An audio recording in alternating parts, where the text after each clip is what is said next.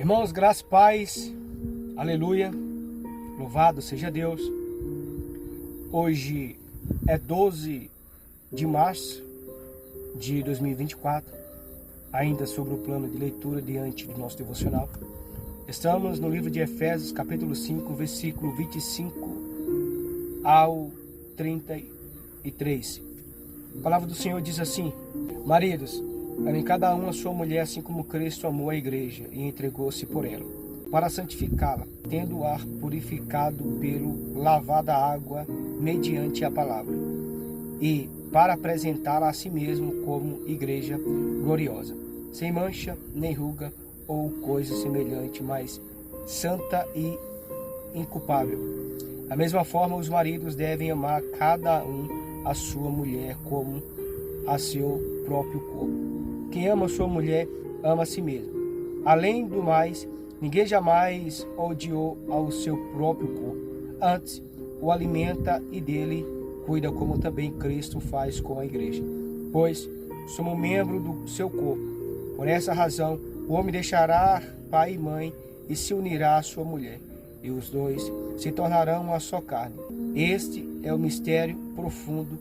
Refiro-me, porém, a Cristo e à igreja. Portanto, cada um de vocês também ame a sua mulher como a si mesmo, e a mulher trate o marido como todo o respeito. Então, maridos, homens, essa palavra é poderosa para nossas vidas, tanto para a minha como para a sua. E nós vamos aprender mais um pouco, do que diz respeito a amar, honrar, cuidar, zelar, daquilo que o Senhor nos abençoou. O apóstolo Paulo, ele tem mais coisas a dizer aos maridos cristãos do que às esposas. O padrão que ele determina para eles é extremamente elevado. Amem sua esposa, como também Cristo amou sua igreja. Paulo, ele exalta o amor conjugal ao nível mais alto possível, pois vê no lar cristão uma imagem do relacionamento entre Cristo e a igreja. Deus instituiu o casamento por vários motivos. Entre outras coisas, o casamento supera as necessidades emocionais do ser humano. Não é bom que o homem esteja só. Gênesis 2:18. O casamento também tem o propósito social de gerar filhos para dar continuidade à raça humana. Gênesis 1:28. O apóstolo Paulo, ele fala de um propósito físico do casamento: ajudar o homem e a mulher a satisfazerem os desejos naturais que Deus lhe deu. 1 Coríntios capítulo 7, versículo 1. Mas em Efésios 5, o apóstolo Paulo fala de um propósito espiritual do casamento. À medida que o marido e a esposa experimentam em relação ao outro a submissão e amor de Cristo. Efésios 5:22. Se o marido tomar o amor de Cristo pela igreja como padrão para o amor por sua esposa, ele a amará de modo sacrificial. Efésios 5:25. Cristo entregou-se pela igreja da mesma forma. O marido entregue-se por amor à esposa. Jacó amava tanto Raquel que se sacrificou 14 anos trabalhando para obtê-la como esposa. O verdadeiro amor cristão não procura os seus interesses. 1 Coríntios capítulo 13, versículo 5. Não é egoísta. Se o marido é submisso a Cristo e cheio do Espírito Santo, seu amor sacrificial pagará de bom agrado o preço necessário para que sua esposa possa servir e glorificar a Cristo no lar.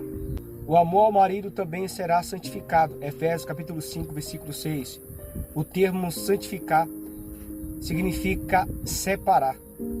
Na cerimônia de casamento, o marido é separado para a esposa, e esta é separado para o marido. Qualquer interferência nesse arranjo feito por Deus é pecaminosa. Nos dias de hoje, Cristo está purificando sua igreja pelo ministério de sua palavra.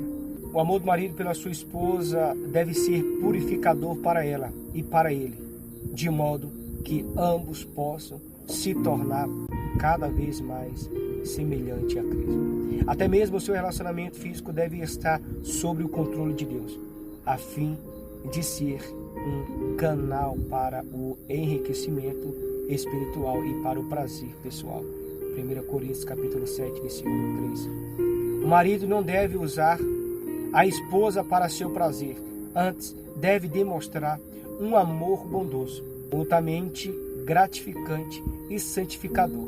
O casamento é uma experiência de crescimento constante, quando Cristo é o Senhor do lar. O amor sempre cresce, enriquece, enquanto o egoísmo faz justamente o contrário. Mais um fator importante a ser considerado: o Espírito de Deus usa a palavra de Deus para operar em nossa vida. Ao ler Colossenses 3:16, 4 e 1, podemos observar um paralelo com essas passagens de Efésios. Também podemos observar que receber a plenitude da palavra de Deus produz alegria, gratidão e submissão. Em outras palavras, quando somos controlados pela palavra de Deus, somos cheios do Espírito de Deus. Não apenas maridos e esposas, mas todo cristão precisam dedicar tempo diário à palavra de Deus, deixando que esta habite nele ricamente, pois só então o Espírito de Deus poderá operar na vida de modo a tornar a pessoa alegre, agradecida e submissa. É isso que significa transformar o lar ou qualquer outro lugar onde Deus nos coloque em um pedaço do céu. Aleluia. Pessoal, aqui encerramos, o capítulo 5. Amanhã, se assim Deus nos permitir, voltaremos no capítulo, ou seja, daremos continuidade no capítulo 6, desde o versículo 1 em diante, tá? Deus lhe abençoe, em o nome do Senhor Jesus Cristo.